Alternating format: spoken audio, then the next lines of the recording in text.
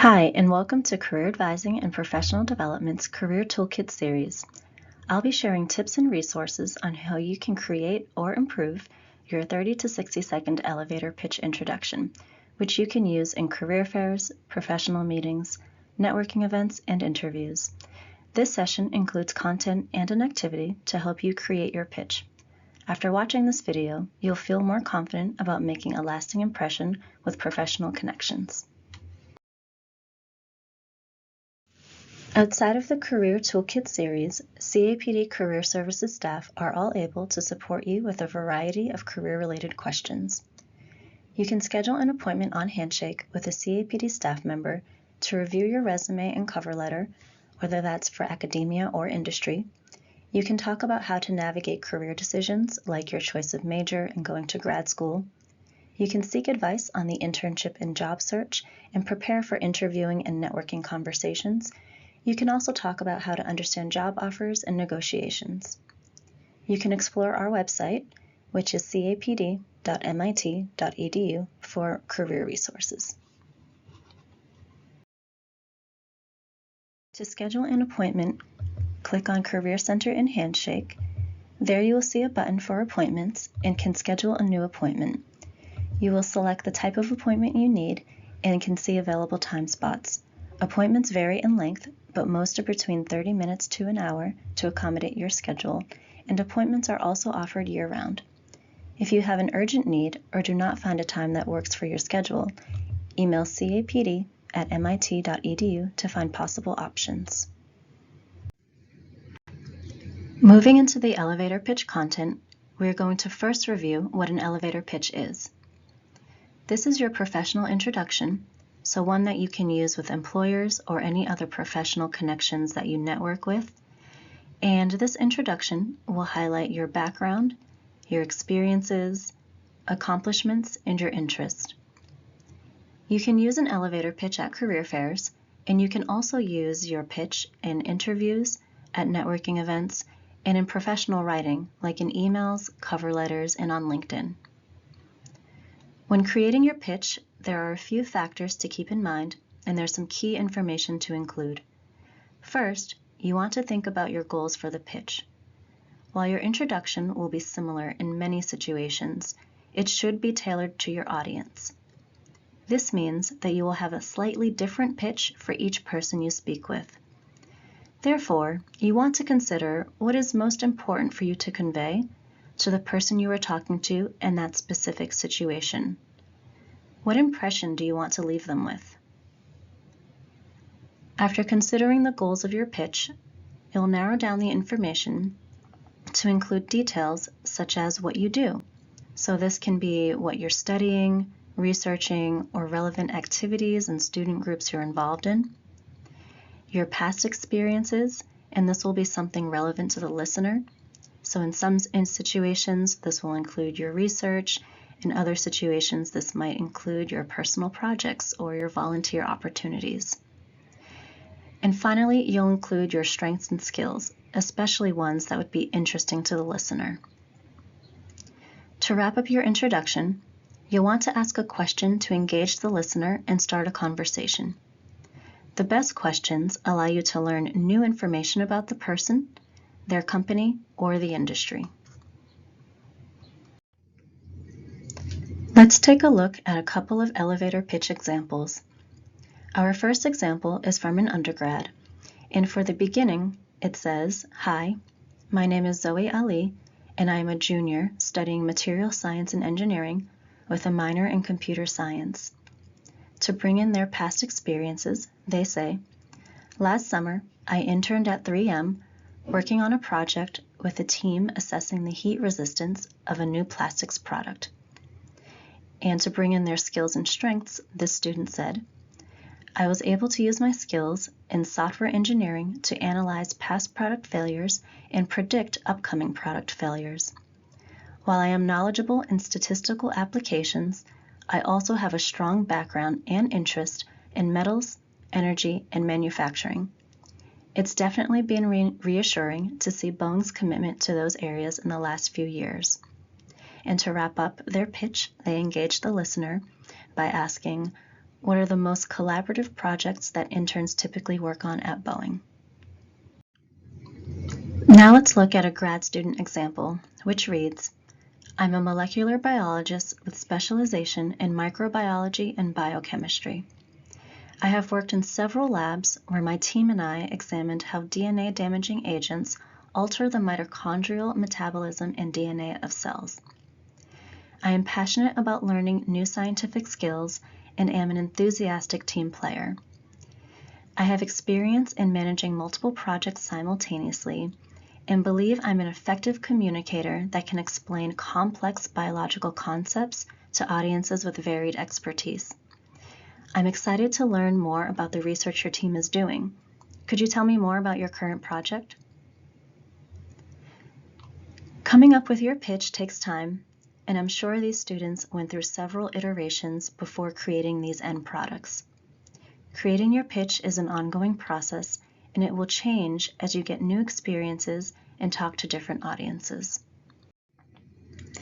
This brings us to our next topic, which is how to feel confident when creating and sharing your introduction. There are 3 steps that I like to recommend, which are to prepare, practice, and anticipate stress and manage anxiety. For the first step, prepare, we've already talked about what to include in your pitch and how it should be tailored to your audience. First, if possible, do your research ahead of time to learn more about what skills or experiences are most relevant to the person or people you'll be speaking with.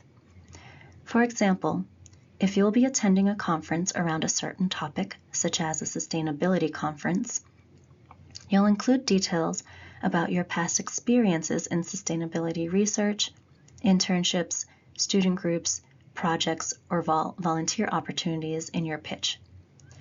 Second, when you can, write out scripts and questions ahead of time so that you don't have to think about them in the moment when you might be feeling a little nervous. And third, prepare your mind and body. Make sure you get enough rest and eat healthy, filling meals and hydrate. Once your pitch is prepared, it's important to practice. You can practice on your own, for example, while looking in a mirror or by recording yourself. You can also practice with a friend or with a CAPD career advisor. Whether practicing on your own or with someone, pay attention to filler words and nervous movements, such as playing with your hands or fidgeting, and try to minimize those things as much as possible, as they can distract the listener from your pitch. Finally, try to anticipate stressors and manage anxiety before and during the interaction. Think about some stress management techniques that have worked for you in the past or that you'd like to try. Some techniques can include breathing exercises, like breathing in for 4 seconds and out for 4 seconds to calm your heart rate and nervous system. Another strategy is to listen to your favorite song right before the interaction to help you calm down or feel energized. You can use visualization to envision the interaction going well, and you can try using a power stance, for example, having straight posture or maybe having a hand on your hip to help you feel confident. And finally, you can keep the interactions brief, so 5 or 10 minutes, and start with a low-stake individual, such as people you know or people similar to you, to get practice as you're starting out. Let's go over some tips for professional interactions that can also help you feel prepared and manage stress or anxiety in these situations. You can use these tips with any type of professional contact, including recruiters and people working within a company. First, it's okay to have the notes and questions you prepared in advance in front of you, and it's okay to let the person you're speaking with know that you took some notes ahead of time that you want to reference. You can take notes during your conversation or wait until immediately after to jot down some notes so that you can remember what you talked about and any action items you want to do next. During the conversation, try to ask questions and show interest and curiosity about the person, company, or industry. Be mindful of the volume you're speaking in and body language. You'll have to speak louder in certain situations, such as at career fair, where there might be lots of people talking all at once in a big room, whereas you might speak in a lower tone if you're at a formal dinner.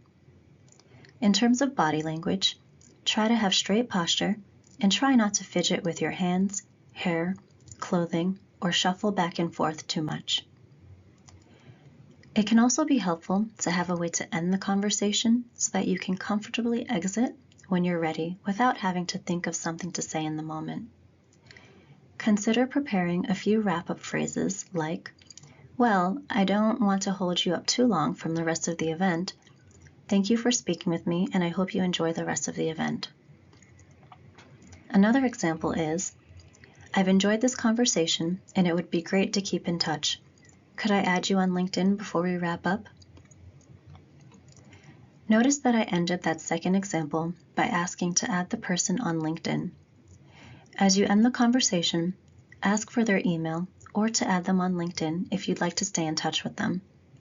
If you do want to stay in touch, send them a thank you email or LinkedIn request within 24 hours and include specific details from your conversation or about where you met so that they and you can remember how you met and what you discussed. So far, we've gone over what an elevator pitch is, what content to include in it, how to prepare for professional interactions, and tips for engaging with people in those situations.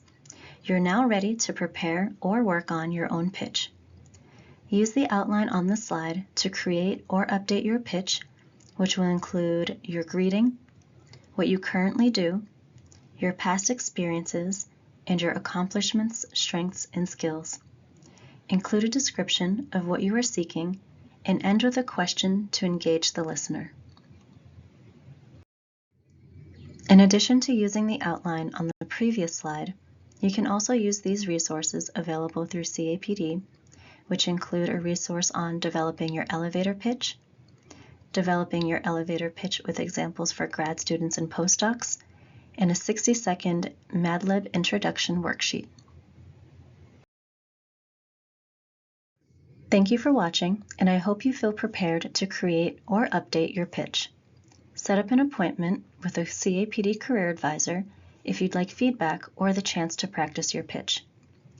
You can also check out the rest of our Career Toolkit videos to learn more about resumes, cover letters, networking, the job search, and interviewing.